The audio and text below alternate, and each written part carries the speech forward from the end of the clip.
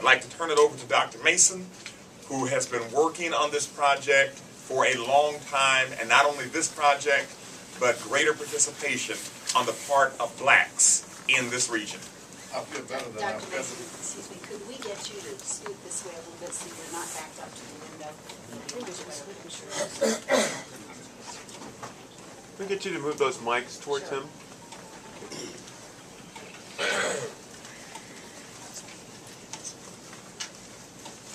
We've had meeting after meeting after meeting to work. That's my concern. My concern is, first of all, that these graduates are able to enter an apprenticeship program because they've gotten the training. I know how we work with them to get them ready for it. And we're not talking about taking journeyman jobs, but we're talking about working under journeyman. I'll make that clear because the media sometimes is saying, well, you know, your folks aren't qualified. They can't work on the bridge, but they can work under somebody who's trained to work on the bridge. That's what we're saying. We don't want any excuses. And I believe that they heard our beck and cry today. And on this phone, the governor's aide was on the phone there listening. And I really think we've reached a degree of success. You know, I'm still cautiously objective about it, cautiously, you know, optimistic about a lot of things here, but I feel a little better today. The other thing I'd like to point to is the strength shown by the greater East St. Louis community. And that's by many people who are in this room right now, and individuals who are here at 5 o'clock who left, but who showed the interest to stand and say, we need to make sure that East St. Louis and the surrounding communities are being counted. They need to understand we were ready to shut this bridge down today.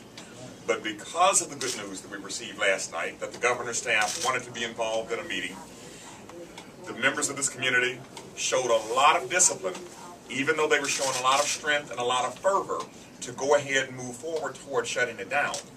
The fact that this community showed that kind of discipline, showed that kind of strength to say we're ready to stand and be counted, just shows another one of the positive reasons we feel so good about the people going to work.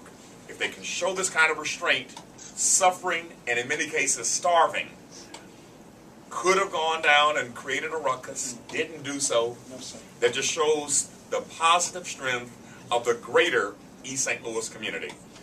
Also want to take this opportunity to continue to commend Mayor Mark Jackson, Mayor James Jones, other mayors who have been with us standing, like Mayor Randy McCallum, Mayor Tyrone Eccles, and others who are here to continue fighting for their people and fighting for the people of this entire region. At this point, we turn it over to the media for any questions that you have. Gentlemen, what about the unions? Were there any union leaders at the table, and is this going to be a problem? Because isn't it the unions where the barrier has existed? No, we anticipate that we're going to have a positive working relationship. We think, Betsy, long story short, that every element of what we need to get accomplished here is going to be accomplished. Now, you hit a key point. The unions will be a very key point. We're working with IDOT at this point to make sure, and the governor's office being a really key component, to make sure that we communicate with the contractors, and the contractors can hopefully wield some influence on the unions to say, send us some black workers, whether we're talking about the laborers, the carpenters, the iron workers, whatever unions that need to be involved in these projects, send us some black workers, send us some other ethnic minority workers to these jobs. The contractors make the difference in those decisions. If I may, let me address it because, and I want to echo what was said about the governor's office intervention. When we last met with IDOT, we had a 2-page agenda items that we wanted to discuss with them, and they didn't even want to hear it. We went through each of these items with the governor's office here and got a much different and a much more positive reception. Now, in terms of dealing with the unions, there are 2 aspects of that we're focused on and that the governor's office is focused on. One is to make sure that the unions come to the table. This meeting was to begin to set the parameters. So one of the commitments we've gotten from the governor's office is that they're going to be bringing the unions to the table for discussion.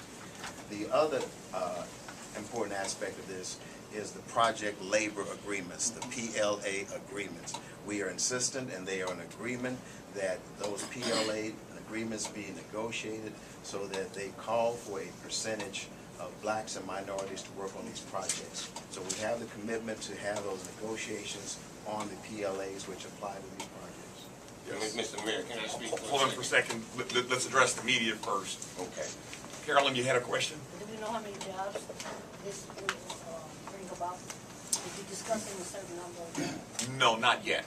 Some of the specifics still have to be worked out, and it's going to vary based upon the project, the size of the project, and the number of people that will be required in each job. We're asking that the contractors, those who have those contracts, come before us, and we can negotiate then, you know, how many people that they can accept.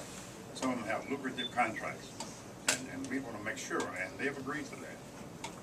Has there been any kind of discussion about some of the issues that you discussed here today? We'll give some general statements. We discussed percentages that we'd like to see, making sure that we continue to increase the level of minority participation. We discussed making sure that those individuals who have been trained in the MEBCO training program go to work. I know that impacts a lot of people who are actually in this room right now.